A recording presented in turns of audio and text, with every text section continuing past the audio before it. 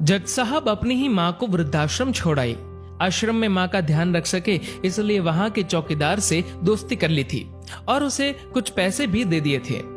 चौकीदार के पूछने पर जज साहब ने चौकीदार को अपने दिल की बात आंखों में आंसुओं के साथ बता दी कि घर में पत्नी है जो माँ के साथ बदतमीजी से पेश आती है और पत्नी के कहने पर दोनों बच्चों ने माँ से बात करनी ही बंद कर दी। माँ को अकेलापन लगने लगा और इन सब वजहों से दिन भर रोती रहती थी, इसीलिए उसे आश्रम छोड़ने के लिए आ गए।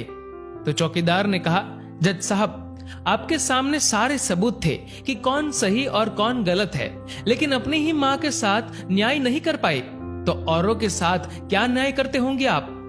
ये बात जज साहब के दिल को चुभ गई। चौकीदार की इतनी सी बात का इतना असर हुआ कि 2 रात नींद नहीं आई, 2 दिन से खाना नहीं खाया और कोर्ट भी नहीं गए। ऐसा लग रहा था जैसे एक चौकीदार ने जज साहब की दुनिया हिला दी हो। तीसरे दिन जज साहब अपने रूम से बाहर आए। पत्नी और बच्चे खाना लेकर इसी इंतजार में खड़े थे कि जज साहब कब खाना खाएंगे। अभी जज साहब ने एक कागज पत्नी को और 2 अलग अलग कागज अपने बच्चों के हाथ में थमा दिए। कागज की एक लाइन पढ़ी तो पत्नी के हाथों में से थाली गिर गई। उस पर लिखा था कि मैं तुम्हें तलाक दे रहा हूँ, और बच्चों से कहा, आज से मेरी सारी प्रॉपर्टी आप दोनों की, मुझे कुछ नहीं चाहिए। बच्चों ने उन्हें जबरदस्ती कुर्सी पर बिठाया, हाथ जोड़कर पैरों में गिरकर इन सब का कारण पूछा तो आंखों में आंसुओं के सैलाब के साथ जज साहब बोले कि मैं मेरी 65 वर्ष की माँ को आश्रम छोड़ के आया हूँ, अनजान लोगों के भरोसे छोड़ के आया हूँ, और आप सब कारण पूछ रहे हैं। हम लोगों को शर्म आनी चाहिए। रोज मेरे कोर्ट से आने के बाद माँ रोती थी कि बेटा प्लीज मुझे वृद्धाश्रम में शिफ्ट कर दो। आप में से किसी ने भी माँ से सीधे मुंह बात नहीं की और ये भी भूल गए कि जिस जज को आज पूरा शहर सलाम करता है, उसी जज को बनाने में उस माँ का कितना बड़ा रोल है। कभी दूसरों के घरों में काम करने जाती तब भी मुझे अकेला ना छोड़ती थी।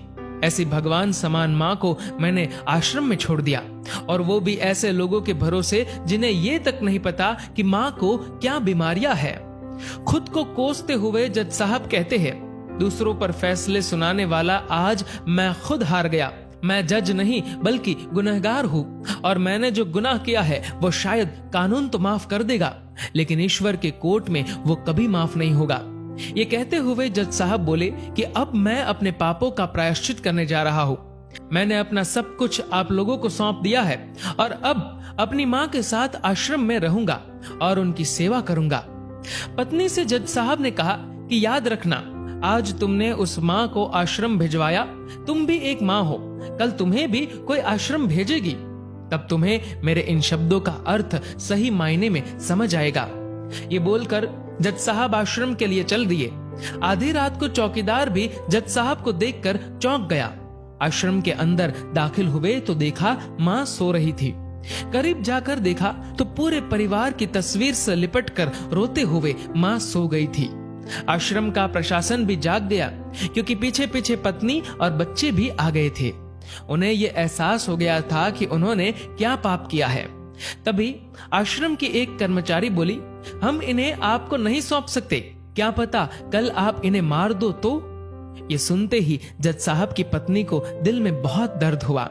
वो बोल उठी कि मैडम जी, शायद हमारे हाथों बहुत बड़ा पाप हुआ है, मानते हैं, लेकिन अब हम इन्हें मारने नहीं, इन्हें एक नया जीवन देने आए हैं। आश्रम के सभी बुजुर्गों की आंखों में आंसू थे, सब के सब रो पड़े।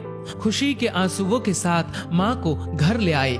लेकिन वही आश्रम में अनेक आंखें ऐसी थी जो किसी ना किसी का इंतजार कर रही थी। माँ, तेरा कर्ज मुझसे अदा क्या होगा, तू अगर नाराज है तो खुश मुझसे खुदा क्या होगा। दोस्तों, इस कहानी को लेकर आपकी क्या राय है, नीचे कमेंट करके जरूर बताएगा। और दोस्तों, अगर आपको ये वीडियो पसंद आए तो इस वीडियो को लाइक करेगा और ज्यादा से ज्यादा लोगों तक शेयर करेगा। और ऐसे ही और भी इंस्पिरेशनल वीडियोस के लिए सब्सक्राइब करें हमारे यूट्यूब चैनल को और फेसबुक पर फॉलो करें हमारे पेज को। धन्यवाद।